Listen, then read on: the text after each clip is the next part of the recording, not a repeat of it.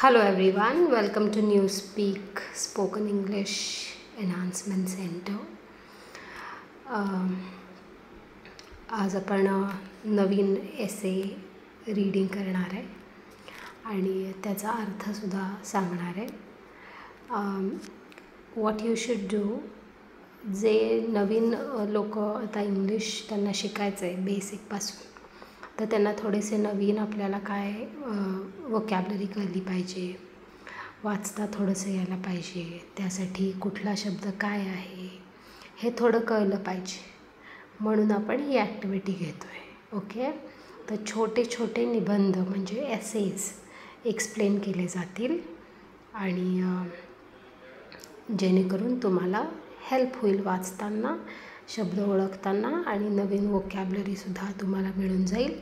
आणि छोटी छोटी वाक्ये जे असतात, स्मॉल सेंटेन्स, ते कसे लिहिले जातात हे सुद्धा तुम्हाला कळेल. So let's start. So the first essay is my first day at school, म्हणजे माझा शाळेतला पहिला दिवस.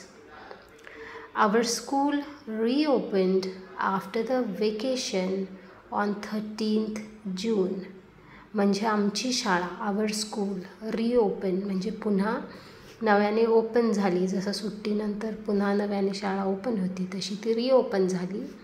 कधी? आफ्टर द वेकेशन, आफ्टर म्हणजे नंतर, वेकेशन सुट्ट्यानंतर. ऑन 13th जून, शब्द कसा आहे 13th, मग तो TH वाचला गेला पाहिजे. On 13th June, full stop, वाक्य संपलं, थांबायचं. The first day at school was very exciting for मी.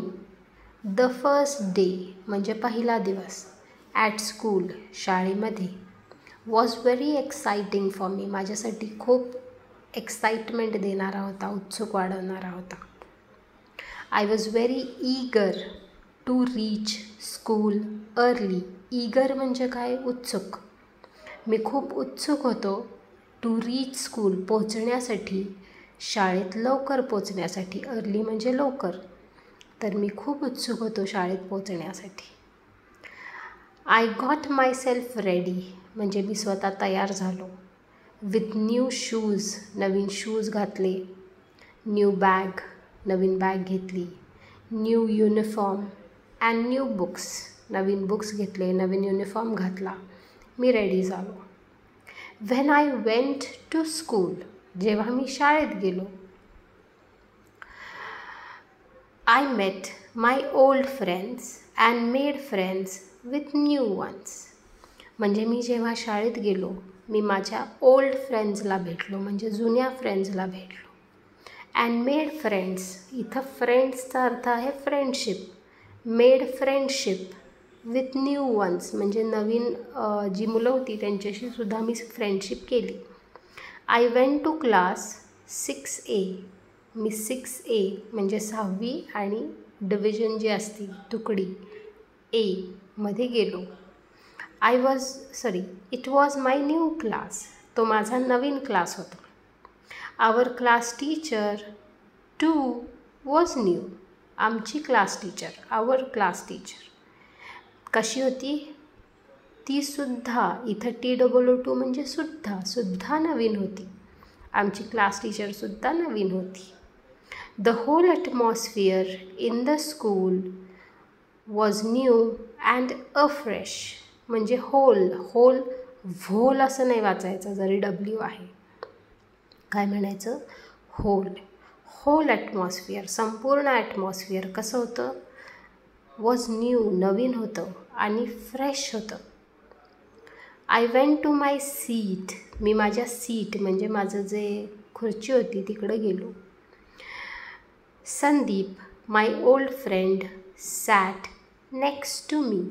संदीप जो होता माझा जुना मित्र, ओल्ड फ्रेंड होता, तो नेक्स्ट टू मी बसला. नेक्स्ट टू मी म्हणजे माझ्या बाजूलाच बसला. सॅट, सिटचा पास्ट टेन्स सॅट, तो बसला माझ्या बाजूला.